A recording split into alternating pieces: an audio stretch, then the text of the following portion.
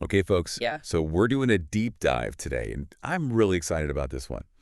We're looking at the 14-inch MacBook Pro with the new M4 chip. All right. Um, and we've got a great source. It's the Tech Review podcast on YouTube. Okay. And they just did a full teardown of this thing. So they went through the design, went through the display, the performance, the graphics, Yeah. battery life, storage, Well, that's thorough. keyboard, trackpad, everything. And we've got, Yeah. someone here who can really break this down for us. Oh, thanks. All those complex tech specs Yeah. and give us the real deal. I appreciate that. Yeah. So you're ready to jump in? Absolutely. Let's do it. Right. So right off the bat, the design.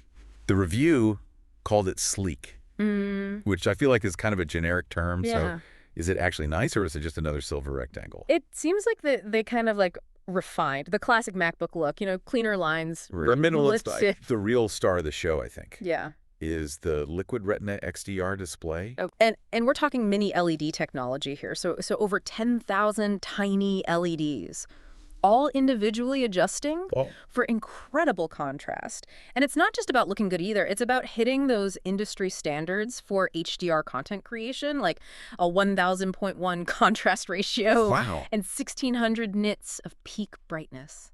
That's a lot of detail. Bit of Okay, so the review, they raved about the M4 chip. Blazing fast performance. We hear that all the time. yeah.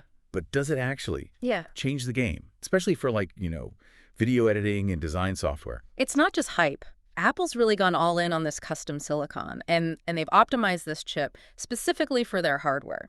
So the M4 is built on this 5-nanometer architecture, and it's incredibly power efficient, which means you can do more without killing your battery. Oh, that's interesting. It really is like having desktop power in a laptop. Okay, so this is a lot of power. For the average user, Yeah. is it even necessary? That's a fair point. Like if you're just checking email and browsing the web.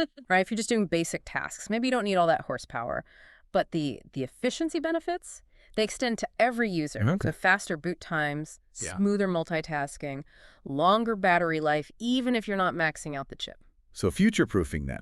Exactly. Speaking of the future, Yeah. how's the storage? Oh, yeah. Because I fill up my hard drive way too fast. I hear ya. So is this thing finally going to give me some space? They've definitely listened to those concerns. You can configure this MacBook Pro with up to 8 terabytes of SSD storage. 8 terabytes. That's a ton. Wow. I mean, you can fit so many high-resolution photos and videos, even a massive game library. No more deleting files. That's the dream, right? That's the dream. Okay, real-world battery life, not just watching cat videos, Right. like actual work. So independent tests are showing that you're looking at around 12 to 14 hours of mixed usage, web browsing, document editing, even some light video editing. Obviously, heavier tasks will drain it faster, but overall, it's a big step up from Right. previous models. That's reassuring. All right. We got to talk about the keyboard, Oh, yeah. the elephant in the room, that butterfly keyboard Right. disaster. Yeah. Did they fix it? It seems so. They finally ditched the butterfly mechanism, went back to the good old scissor switches.